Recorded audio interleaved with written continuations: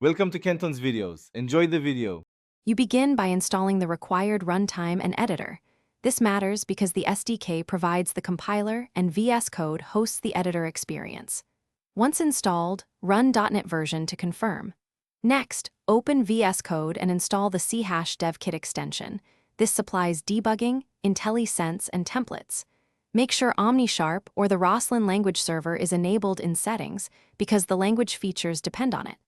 After that, create a new console project to start scaffolding. Once your project exists, open the folder in VS Code and select the SDK version from the status bar so the editor uses the right targets. This prevents mismatched builds. Next, generate or inspect launch. JSON and tasks. JSON so debugging and build tasks are wired. Set console to integrated terminal if you prefer. Configure editor settings. Enable format on save, set Roslyn analyzers, and add a test runner like XUnit. These steps ensure repeatable builds, fast feedback, and reliable breakpoints. To finish, run .NET build and then .NET run to verify the app executes and returns exit code 0. This confirms compilation and runtime alignment. Attach the debugger from the run view, set breakpoints, and use the variables and watch panes to inspect state.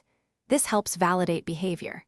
If something fails, check the CH DevKit extension logs and run .NET info to inspect the environment, because mismatched SDKs or path issues are the usual culprits. Restart VS Code after fixes. Thanks for watching. Consider subscribing if we helped you.